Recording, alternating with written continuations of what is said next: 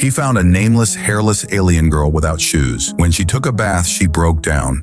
The wind carried dust through the abandoned streets of Nix 9, a forgotten outpost on the edge of what was once a thriving alien metropolis. Now it stood as a testament to failed expansion, its buildings crumbling under the weight of neglect and harsh climate. This was where former Earth Special Forces operative Rain had chosen to disappear. Rain wiped sweat from his brow as he finished reinforcing the eastern wall of his modest dwelling. 6 months ago, he'd traded the regimented military life for solitude among the ruins. His powerful frame, honed by years of combat, now served more practical purposes, building, hunting, and occasionally fending off scavengers who ventured too close to his territory. Another day in paradise, and he muttered, surveying the bleak landscape. The setting sun cast long shadows across the ruins, painting everything in hues of amber and rust. He shouldered his makeshift tool belt and began the trek back home. His dwelling sat on elevated ground, offering a strategic view of the surrounding area. Old habits die hard. It wasn't much, but he'd converted an abandoned communications outpost into something resembling a home. Solar panels provided power, and he'd rigged a water collection system that made life possible in this forsaken place. As Rain approached his home, something caught his eye. Movement among the debris field to the west. He froze, hand instinctively reaching for the pulse pistol at his hip. Through the haze, he spotted a figure stumbling between the twisted metal structures. Not the usual scavenger, too small, too desperate. Rain changed course, moving with the silent precision that had once made him legendary among his unit. As he drew closer, the figure became clearer. A humanoid alien, female judging by the form, completely hairless, with soft blue skin that seemed to absorb the dying sunlight. She wore nothing but tattered rags that barely covered her thin frame, and her bare feet left small prints in the dust. Her large indigo eyes darted around fearfully as she limped forward, one arm clutching the other. Even from a distance, Rain could see she was trembling. He deliberated for a moment. Involvement meant complication. Complication meant risk. But something in her desperate movements stirred something he thought he'd buried along with his military career: compassion. "Damn it," he whispered to himself, then emerged from his cover. The alien girl spotted him immediately, freezing like a startled animal. Her eyes widened, reflecting a depth of fear that made Rain slow his approach. He raised his hands, palms forward. "Easy now," he said, his voice rough from disuse. "I won't hurt you." She took a step backward, her bare foot catching on debris. She stumbled but maintained her balance, eyes never leaving him. Rain stopped, keeping several meters between them. "You're injured," he observed, nodding toward her arm. "And you look like you haven't eaten in days." The alien girl remained silent, but her eyes spoke volumes. Suspicion, fear, and beneath it all, a desperate hope. "I have food." "Clean water," Rain continued, then gestured toward his dwelling. "Shelter."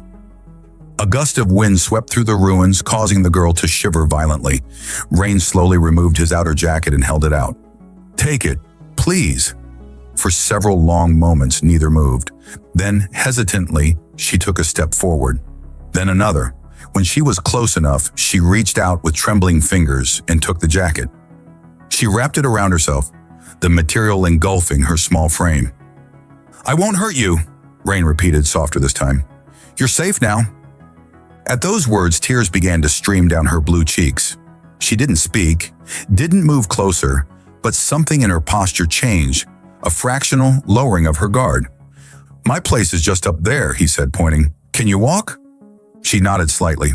"Good. Follow me if you want. Your choice." Rain turned and began walking slowly toward his home, not looking back. He counted his steps, waiting for the sound of her following. At 15, he heard it, the soft padding of bare feet on the dusty ground. A small victory. But in this desolate place, even small victories were worth celebrating. Rain's dwelling was sparse but functional, a testament to military efficiency.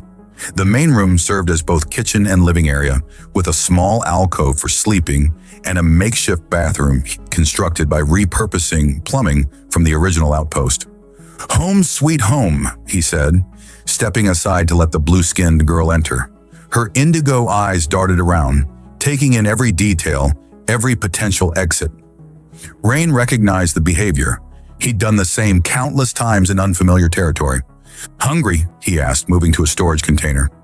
He pulled out some preserved rations and a canteen of water, placing them on a small table. "It's not gourmet, but it's food." The girl approached cautiously, her bare feet silent on the metal floor. She examined the offerings, then looked at Rain with uncertainty. "Go ahead," he encouraged. "It's yours." She took a small bite, then began eating with increasing urgency. Rain watched, giving her space. When she finished, he gestured toward the bathroom. "You can clean up if you want. There's warm water." Her eyes widened at this, and she followed him to the small alcove where he'd rigged a shower system. Rain demonstrated how to operate the water controls, then stepped back. "I'll find you some clothes. Take your time." Rain rummaged through his limited wardrobe, selecting the smallest items he owned, a gray thermal shirt and drawstring pants. When he returned to the bathroom doorway, he heard it, soft sobbing from behind the partition. He hesitated, then gently called out, "Are you all right?" The sobbing paused. After a moment, he heard the water shut off. He placed the clothes just inside the doorway and retreated, giving her privacy. Minutes later, she emerged wearing his clothes, which engulfed her slender frame. Her blue skin seemed brighter now, clean of the dust and grime. Her eyes, though still wary, held less fear. "Better?" Rain asked. She nodded, then surprised him by speaking for the first time. Her voice was soft, melodic, with an accent he couldn't place. "Thank you," she said, "for your kindness." Rain nodded, oddly moved by these simple words. "You're welcome. I'm Rain." "Rain," she repeated as if testing the word. "Like water from the sky." He smiled slightly. "Something like that. Do you have a name?" She hesitated, then shook her head. "Not anymore." The implications of this statement hung in the air between them. Rain didn't press. Instead, he gestured to the sleeping alcove. "You can rest there. I'll take the floor." "No," she said quickly. "I cannot take your bed." "It's fine. I've slept on worse." As night fell, Rain made a makeshift bed on the floor while the girl settled into his cot. The silence between them was comfortable now, less strained. Just as Rain was drifting off, her voice came through the darkness. "Operation Midnight Sun," she said softly. "You were there." Rain's body tensed instantly, sleep forgotten. He sat up, staring toward the cot where he could just make out her silhouette. "How do you know about that?" His voice was tight, controlled. "Your arms," she replied. "The tattoo." Only Earth's 7th Tactical Response Unit has that marking. They were at Nix 9. When everything ended, Rain unconsciously touched the stylized phoenix on his bicep, the emblem of his former unit. "You were here during the operation?" "Yes." Her voice was barely audible now. "I was a translator for the Vixari Council. When your forces came, I was in the Central Communications Hub." Rain's mind raced back to that day 3 years ago. Operation Midnight Sun, the mission to neutralize a Vixari bioweapon facility allegedly hidden beneath Nix 9. The intelligence had been solid, or so they were told. The operation was swift, decisive, and devastating. "We were told it was a weapons facility," Rain said, his throat dry. "That's why we targeted the communications hub first, to prevent them from activating the weapons." "There were no weapons," she replied, her voice steady but sad. "The facility was researching a cure for the Crimson Plague. The communications hub was coordinating with medical ships." Rain felt the weight of her words like a physical blow. His unit had been praised for their efficiency, decorated for preventing a potential attack on human colonies. But if what she said was true, "Why are you here?" he asked finally. "Why return to this place?" "Where else could I go?" she replied simply. "The Vixari blame the survivors for not preventing the attack. We became outcasts. I've been hiding in the ruins, scavenging, surviving." Rain lay back down, staring at the ceiling. The silence stretched between them, filled with the ghosts of the past. "I didn't know," he said finally. "None of us knew." "I believe you," she replied softly. "War makes victims of us all." In the darkness, Rain felt something shift inside him, a crack in the wall he'd built around his guilt and regret. Here they were, two survivors of the same tragedy, brought together by chance or fate in the very place that had shaped their destinies. "Get some rest," he said gently. "You're safe here." As sleep finally claimed him, Rain realized he hadn't felt this connected to another being since before Operation Midnight Sun. The irony wasn't lost on him, and finding a moment of peace with someone who had every reason to hate him, days passed in a rhythm that surprised Rain with its ease. The blue-skinned girl, who eventually asked him to call her Jira after a constellation he'd pointed out one night, adapted quickly to life in his shelter. She proved remarkably resourceful, showing him how to extract water from certain native plants and identifying edible fungi that grew in the shadowed crevices of the ruins. "Your people really didn't know what this place was, did they?" Jira asked one evening as they sat outside watching twin moons rise over the desolate landscape. Her voice had lost its initial timidity, though she still spoke softly. "No," Rain admitted, poking at the small cooking fire between them. "We were told it was a weapons facility. That's all we knew." "And you never questioned it?" Rain looked at her, noting how the firelight danced across her blue features. "Soldiers follow orders. Questions get people killed. Yet here you are, questioning everything." He smiled ruefully. "Too late for it to matter." "It matters to me," Jira said, her indigo eyes reflecting the flames. "Your question saved my life." Something in her gaze made Rain's pulse quicken. Over the past week, he'd found himself increasingly aware of her presence, the graceful way she moved, the musical cadence of her voice, the subtle scent that reminded him of rain-soaked earth. "Tell me about your people," he said, changing the subject. "The Vexari." "I only know what was in our briefings." Jira's expression softened. "We're an old species, older than humans by millennia. We were spacefaring when your ancestors were still discovering fire." "Yet humans have spread farther, faster," Rain observed.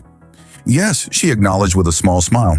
"That's what fascinates us about your kind. Your intensity. Vexari plan for centuries.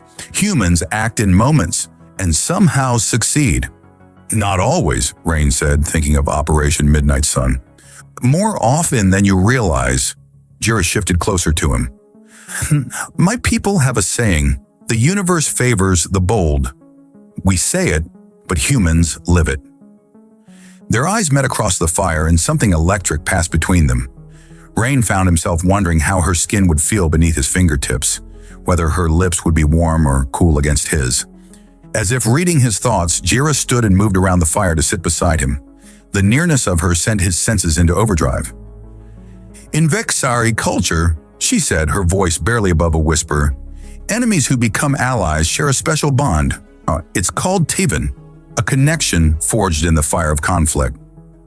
"And what does this Tivin entail?" Rain asked, his voice rougher than intended. "Understanding. Forgiveness." Her hand found his in the darkness. "And sometimes something more." Rain's breath caught as her fingers intertwined with his. Her touch was cool at first, then warmed against his skin. "Jira," he began, uncertain. "I've been alone for so long," she said, her eyes searching his. "We both have." The admission hung in the air between them, honest and vulnerable. Rain realized with sudden clarity that he'd been alone long before coming to Nix 9, alone in crowded barracks, alone on bustling transport ships, alone even among his unit. The solitude had been a choice, a wall built to protect himself from the pain of loss. But now with Jira's hand in his, that wall seemed pointless. He leaned forward, hesitant, giving her every chance to pull away. She didn't. Their lips met, tentative at first, then with growing certainty, her mouth tasted faintly sweet, like the native fruits they'd gathered that morning. When they finally separated, Jira's eyes shimmered with emotion. "Your kind kisses differently than mine," she murmured, a smile playing at her lips. "Better or worse?" Rain asked, his thumb tracing the curve of her cheek. "Different," she repeated, "but I could grow accustomed to it." They moved inside as the night air cooled, their newfound intimacy transforming the small dwelling into something that finally felt like home. In the darkness of his sleeping alcove, they explored the differences and surprising similarities between their species. finding a language beyond words to express what was growing between them. Afterward, as Jira lay nestled against his chest, her breathing soft and regular, Rain stared at the ceiling and wondered at the strange paths that had brought them together. An alien and a human, enemies by circumstance, now joined in the most primal, intimate way. "What are you thinking?" Jira asked sleepily, her fingers tracing patterns on his skin. "That the universe has a strange sense of humor," he replied, pressing his lips to her smooth head. She chuckled softly. "The Vexari believe that nothing happens without purpose. Perhaps this was always meant to be." Rain wasn't sure he believed in destiny, but lying there with Jira, he could almost be convinced. For the first time since Operation Midnight Sun, he felt something like peace. It wouldn't last. The next morning, as dawn broke over the ruins, the perimeter alarm Rain had installed months ago blared to life. He bolted upright, instantly alert, reaching for the pulse pistol he kept beside the bed. "What is it?" Jira asked, fear edging her voice. "Someone's approaching," Rain said, moving to the small surveillance system he'd rigged from salvage parts. The grainy display showed 6 figures moving methodically through the ruins, their uniforms unmistakable even on the poor-quality screen. "Earth Alliance Reconnaissance Team," he muttered, a cold weight settling in his stomach. Jira appeared at his side, clutching a blanket around her bare shoulders. Her eyes widened as she recognized the uniforms. "Why are they here?" Rain shook his head, watching the disciplined movements of the soldiers. "I don't know, but they'll reach us within the hour." He turned to her, seeing the fear return to her eyes, the same fear he'd worked so hard to banish. In that moment, Rain knew he faced a choice that would define whatever future lay ahead. "Stay here," Rain instructed, pressing his backup pulse pistol into Jira's hands. "If anyone but me tries to enter, use this." Her fingers closed around the weapon, but her eyes remained fixed on his face. "What are you going to do?" "Talk to them. Find out why they're here." Rain pulled on his worn combat jacket, the one without military insignia. "I'll say I'm a deserter who's been living alone." "They won't believe you," Jira said, her voice steady despite the fear in her eyes. "Your dwelling has 2 water cups, 2 sleeping mats." Rain cursed under his breath. She was right. The signs of her presence were subtle but unmistakable to trained eyes. "Then I'll meet them before they reach the shelter. Buy you time to hide anything that suggests you're here." Jira caught his arm as he turned to leave. "Rain, be careful. If they discover what we are to each other..." He pulled her close, cutting off her words with a fierce kiss. "I'll come back," he promised against her lips. "Whatever happens, I'll come back." With a final squeeze of her hand, Rain slipped outside, securing the door behind him. The morning air was cool against his face as he moved through the ruins with practiced stealth, circling to approach the reconnaissance team from an angle that wouldn't reveal his dwelling's location. He spotted them easily, 6 figures in Earth Alliance uniforms moving with military precision through the debris field. Rain studied their formation, noting the confident stride of the point man. Something about that walk was hauntingly familiar. Rain's blood ran cold as recognition hit him. Major Thorne, his former commanding officer. Of all the people Earth could have sent, they dispatched the one man who knew Rain better than anyone. The one man he couldn't hope to fool. For a moment, Rain considered retreating, grabbing Jira and fleeing deeper into the ruins. But that would only delay the inevitable. Better to control the encounter, to shape the narrative. Taking a deep breath, Rain stepped out from behind a collapsed wall, hands raised to shoulder height. "That's far enough," he called. The team reacted instantly, weapons swinging toward him with practiced efficiency. Major Thorne raised a closed fist, halting his squad's advance. "Identify yourself," Thorne barked, his voice carrying easily across the rubble-strewn ground. "You know damn well who I am, Thorne," Rain replied, keeping his hands visible. The Major lowered his weapon slightly, squinting against the morning sun. "Rain? Rain Donovan?" "In the flesh." Thorne signaled his team to lower their weapons, then approached alone, stopping a cautious distance away. The years had etched new lines around his eyes, but otherwise, he looked unchanged. The same square jaw, the same calculating gaze. 3 years, Thorne said, shaking his head. 3 years since you disappeared after Operation Midnight Sun. The official record lists you as KIA. Convenient for everyone, Rain replied. Not for those who mourned you. Something like genuine emotion flickered across Thorn's face. Why are you here, Donovan? Of all the places in the galaxy to disappear, why return to this hellhole? Rain had prepared for this question, but the truth felt safer than any lie he could concoct. Penance, maybe, or just nowhere else to go. Thorn studied him for a long moment. You've been living here, alone. The question hung in the air, weighted with suspicion. Rain met his former commander's gaze steadily. What brings Earth Alliance back to Nix 9, Major? Nothing here but ghosts. That's classified, Thorn replied automatically, then seemed to reconsider. Actually, you might want to hear this. We're on a diplomatic mission. Diplomatic? Rain couldn't keep the disbelief from his voice. With whom?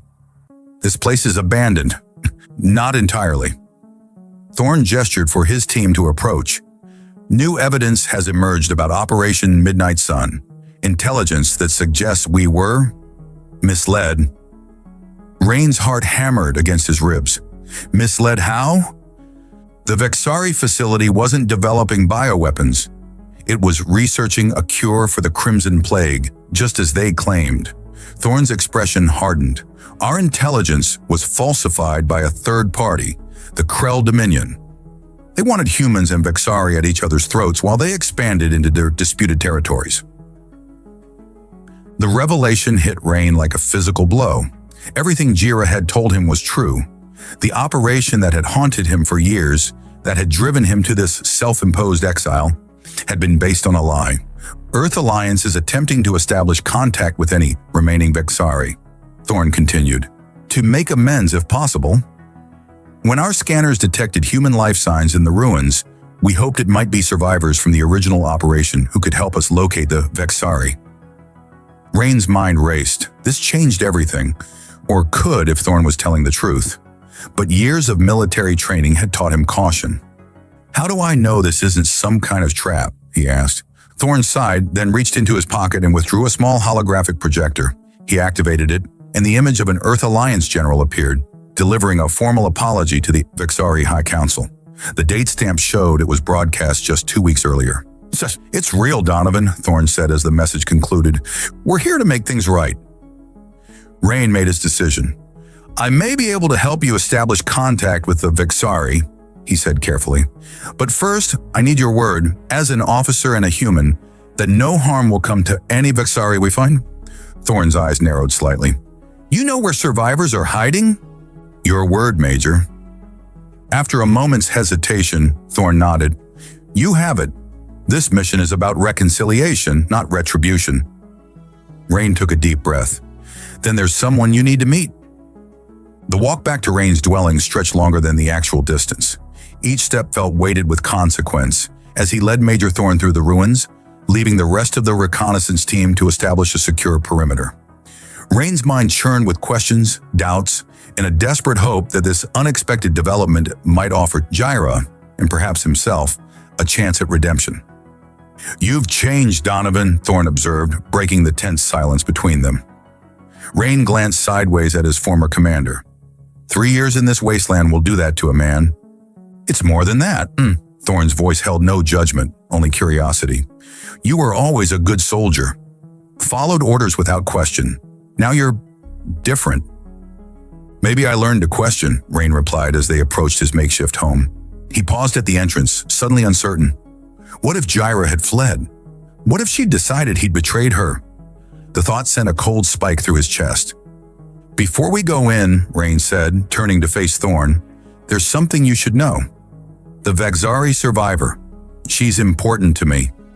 Understanding dawned in Thorn's eyes. How important? Rain met his gaze steadily. Very. Thorn absorbed this with a slight nod. Understood. Taking a deep breath, Rain opened the door. Jira? It's me. I've brought someone who wants to talk. For a heart-stopping moment, there was only silence.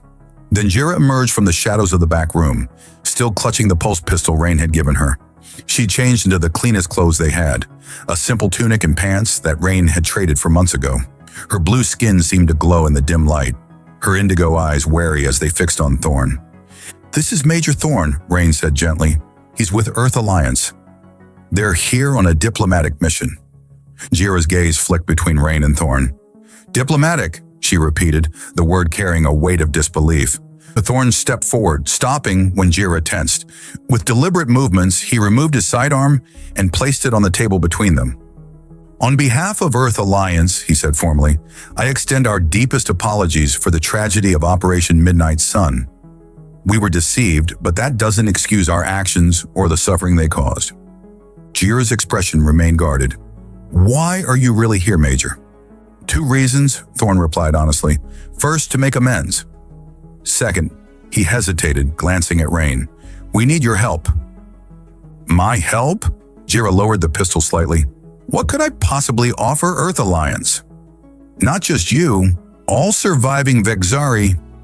Thorn activated his wrist communicator, projecting a holographic image of a human colony world.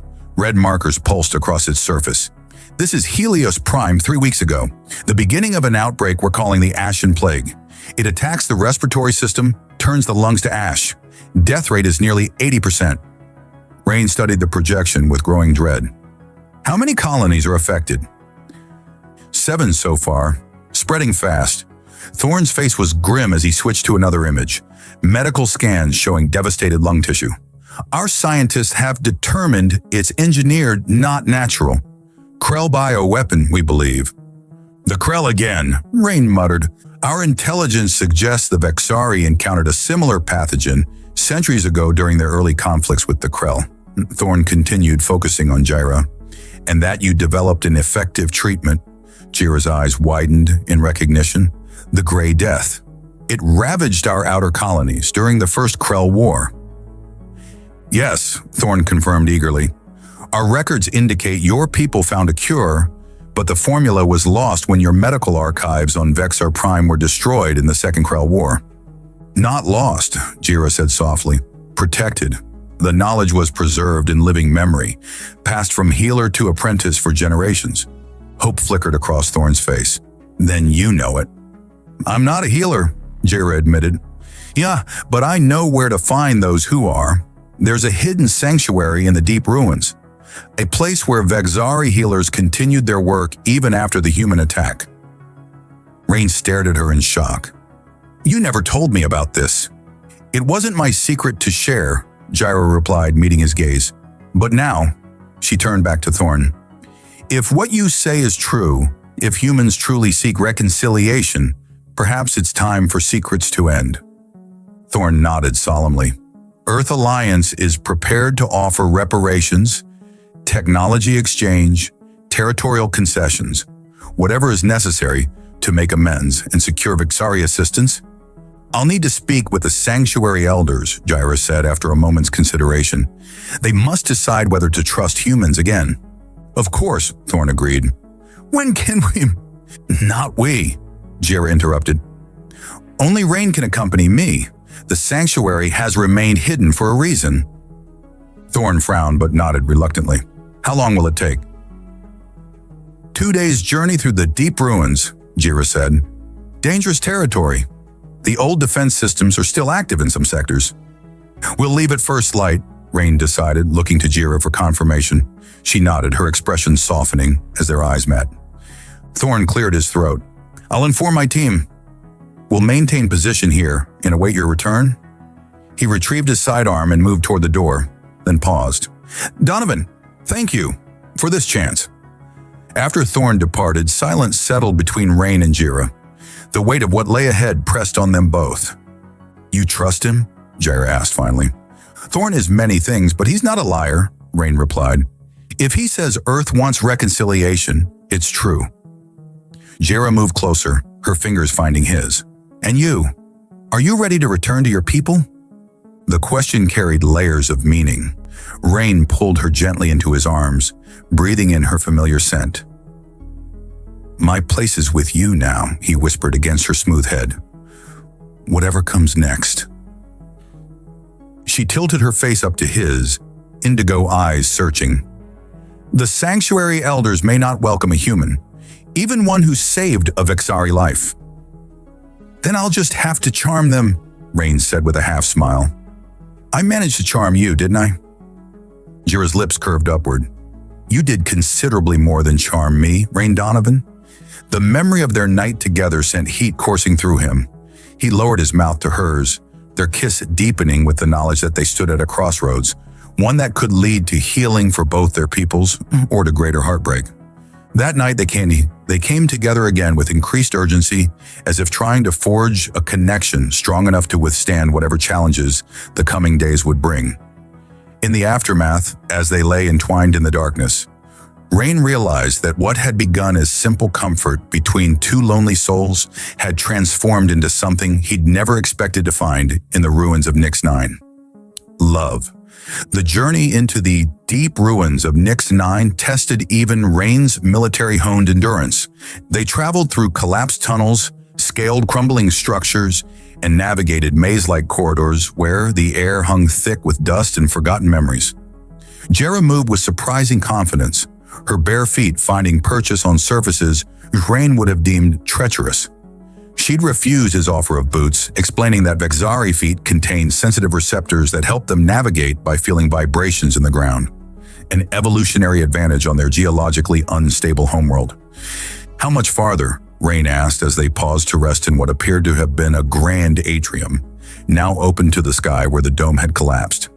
We're close, Jira replied, her indigo eyes scanning the horizon. See that spire?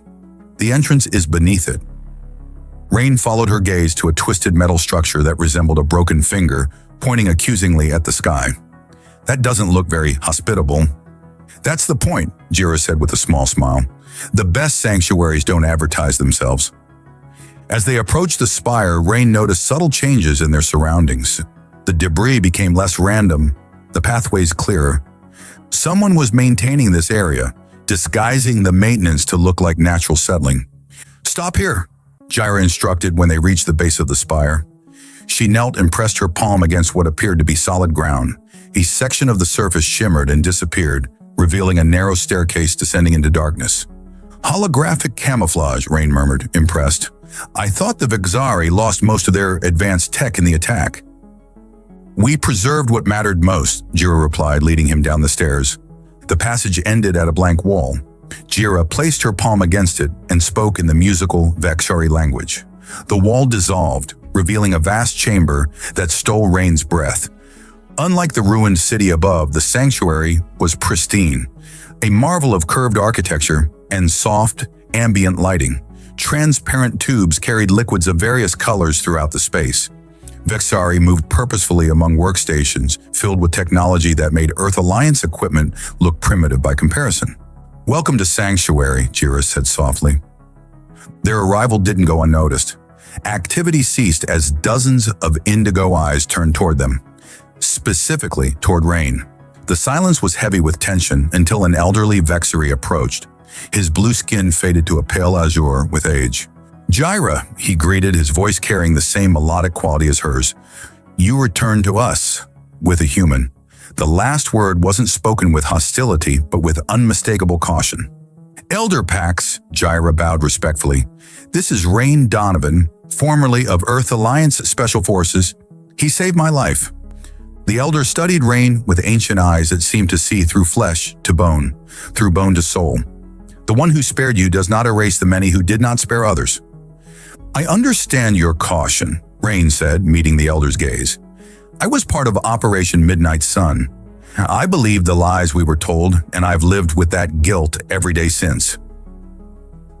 Yet here you stand in the heart of what remains of our civilization, Elder Pax observed.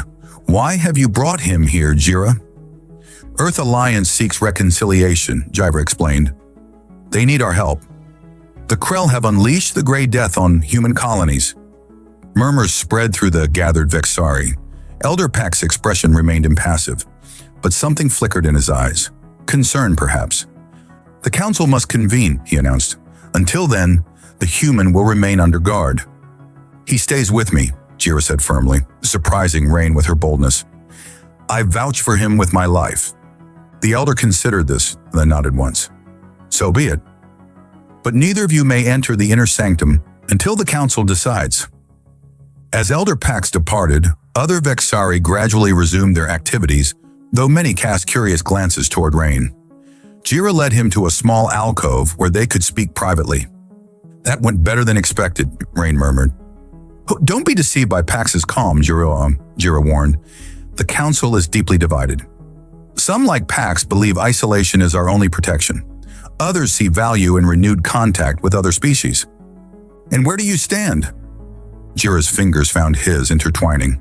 "I once believed as Pax does. Then I met you." The simple statement carried such weight that Rain felt momentarily humbled. He raised their joined hands and pressed his lips to her knuckles. "I'll try not to disappoint." A young Vexari approached, interrupting the moment. "The council has prepared quarters for you," he said, eyeing their joined hands with poorly concealed curiosity. Their assigned room was small but comfortable, with a single sleeping platform that confirmed the Vexari were aware of their relationship. After the messenger departed, Rain explored the space while Jira accessed a wall terminal. "This technology, it's far beyond anything Earth Alliance has," Rain observed, examining a device that appeared to purify the air around it. "The sanctuary was established centuries ago as a repository for our most advanced knowledge," Jira explained. "When the human attack came, the elders activated emergency protocols. The most valuable technologies and information were moved deeper underground." "Including weapons?" Rain asked carefully. Jira turned from the terminal. "Defensive systems, yes. The Vexari have never been conquerors, Rain, but we protect what's ours." "Fair enough." He moved closer, drawn to her as always. "So we wait for the council?" "They'll deliberate through the night," Jira said, reaching up to trace the line of his jaw. "We have time." The invitation in her touch was unmistakable. Rain gathered her in his arms, their bodies fitting together with the familiar perfection that still amazed him. In the heart of the Vexari sanctuary, surrounded by those who had every reason to hate him, Rain found himself falling even deeper for the woman who had bridged two worlds. Later, as they lay entwined on the sleeping platform, Jira traced patterns on his chest, Vexari symbols he couldn't read. "What are you writing?" he asked, capturing her hand and bringing it to his lips. "An old Vexari blessing," she replied. "For protection in uncertain times. Do you think we'll need it?" Jira's expression grew serious. "The council's decision won't be unanimous. Whatever they decide, there will be resistance." "From which side?" "Both," she admitted. "There are humans who won't accept Vexari as equals, just as there are Vexari who will never trust humans." Rain pulled her closer. "Then we'll just have to prove them all wrong, won't we?" Her smile returned, warming him from within. "Your species' confidence never ceases to amaze me. Faced with impossible odds, humans simply decide to overcome them. Is that a compliment or a criticism?" "An observation," Jira replied, her fingers resuming their patterns on his skin. "And perhaps the reason why, despite everything, our peoples might find a way forward together." Rain woke to the sound of alarms, a pulsing melodic tone unlike the harsh klaxons used by Earth Alliance, but unmistakably a warning. Beside him, Jira was already sitting up, her expression tense as she pressed her palm against a panel that had appeared in the wall. "What's happening?" Rain asked, reaching for his clothes. "Orbital sensors have detected ships entering the system," Jira replied, her fingers dancing across the holographic display. 3 vessels, non-Vexari, non-human configuration." Rain pulled on his pants and moved to look over her shoulder. The display showed tactical data in Vexari script he couldn't read, but the ship silhouettes were familiar enough. "Krell warship," he muttered, "heavy cruiser class." Jira glanced at him. "You recognize them?" "I fought them before." Those ventral protrusions house their main weapons arrays. Rain studied the projected course. "They're heading directly for Nix 9. This isn't a random patrol. They know something's here."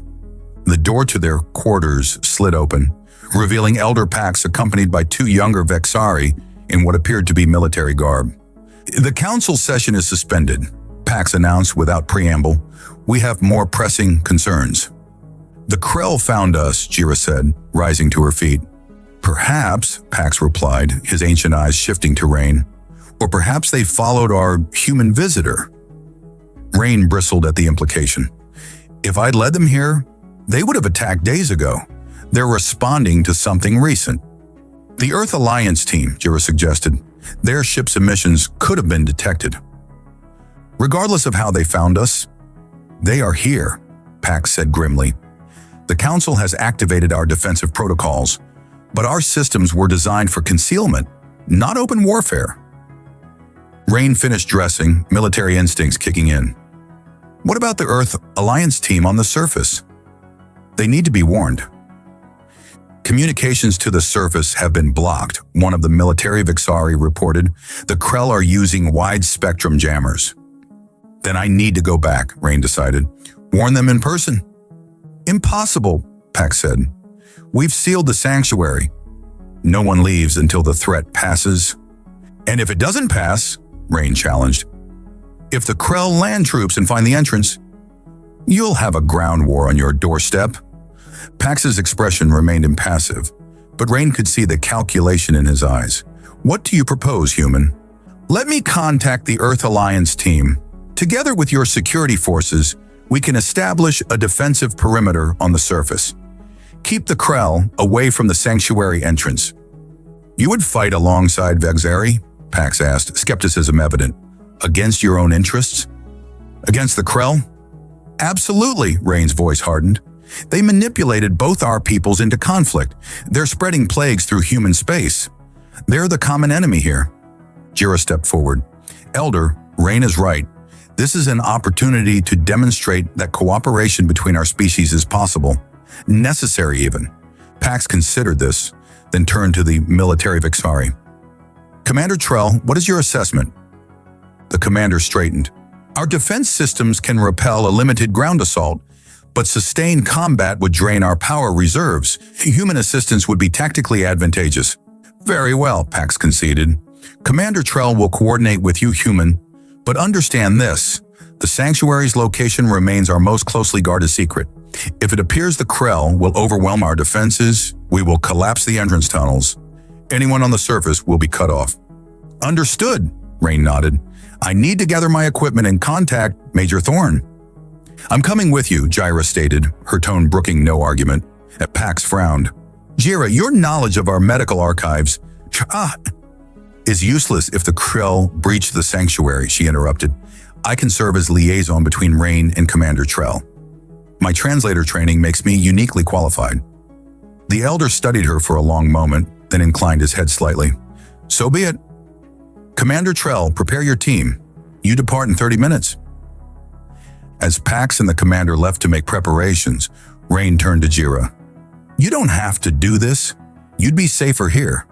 Safety isn't my priority, Jira replied, touching his face gently. Besides, someone needs to make sure you don't get yourself killed playing the hero. Rain caught her hand, pressing it against his cheek. I'm not the hero type. No? Her lips curved into a smile.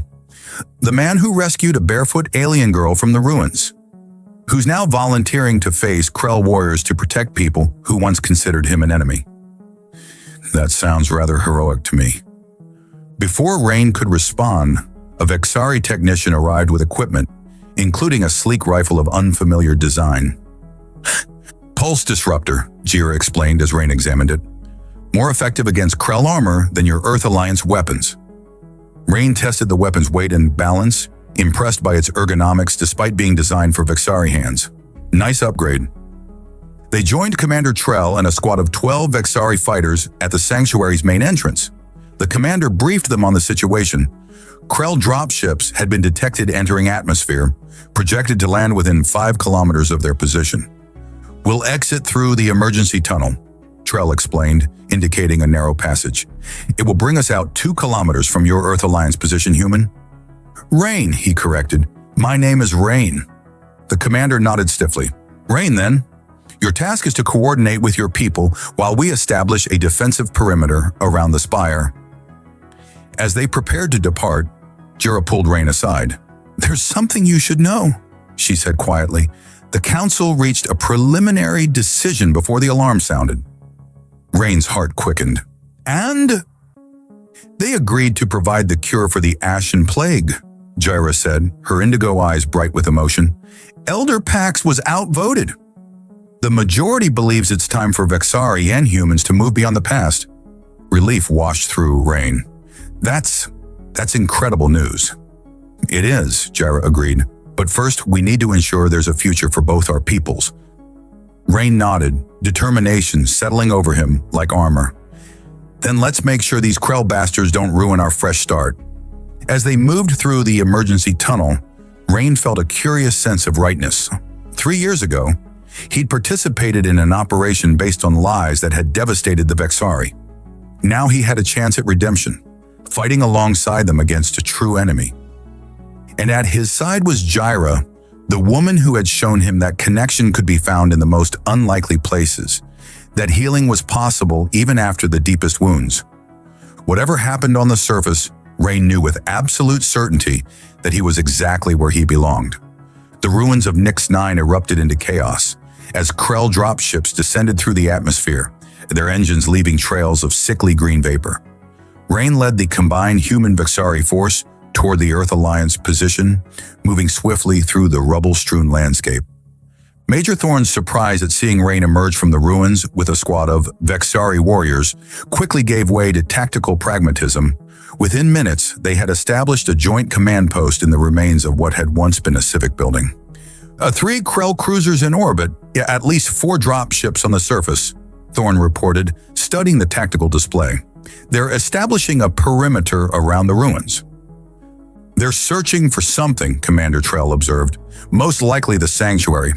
Or us, Thorn suggested. Earth Alliance has been hitting Krell supply lines hard since we discovered their involvement in Operation Midnight Sun. Rain studied the Krell deployment pattern. They're spreading too thin. If we concentrate our forces here and here, he indicated 2 positions on the map, we can punch through their line and flank their command position. Trell nodded appreciatively. An aggressive strategy, the Krell won't expect it.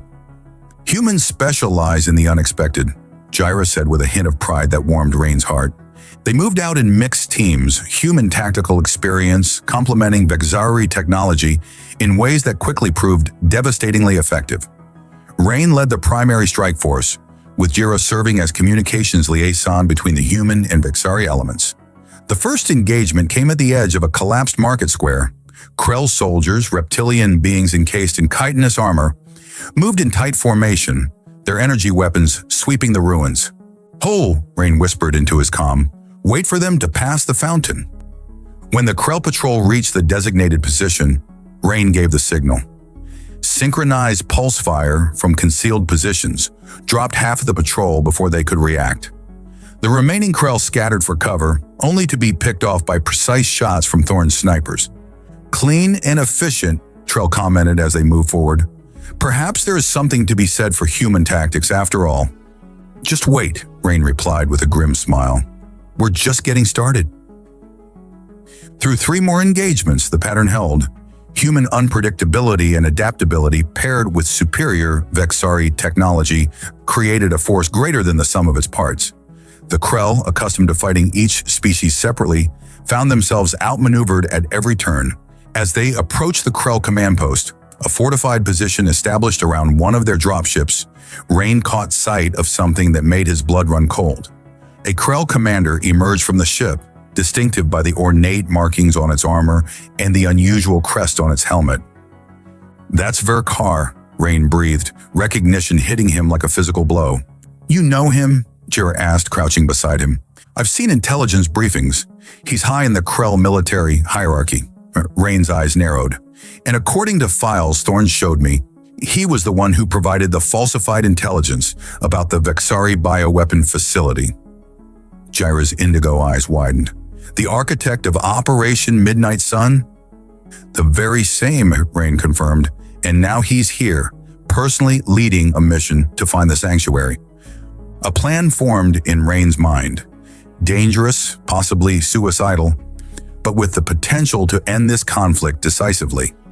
He outlined it quickly to Thorn and Trell, who exchanged concerned glances. "It's too risky," Thorn argued. "We should stick with our original strategy." "The original strategy would cost too many lives on both sides," Rain countered. "This way, we have a chance to cut off the head of the snake." "I agree with Rain," Trell said, surprising everyone. The Krell respect strength and direct confrontation. This plan, while dangerous, speaks their language. Preparations were made quickly. Rain and Jyra would approach under the pretense of surrender, drawing out Verkar, while Thorn and Trell's forces moved into position for the real attack. "You don't have to do this," Rain told Jyra as they prepared. "It's my plan. I should go alone." "We started this journey together," she replied, checking her concealed weapon. "We'll finish it together." They approached the Krell position with hands raised, weapons hidden beneath their outer garments. As expected, they were quickly surrounded and escorted to Verkar. The Krell commander was even more imposing up close. Nearly 7 feet tall with armor that seemed to pulse with internal energy. His reptilian face regarded them with cold calculation. "A human and a Vexari working together," he hissed, his translator rendering his speech into accented standard. "How unexpected." "We've come to negotiate," Rain said, keeping his voice steady.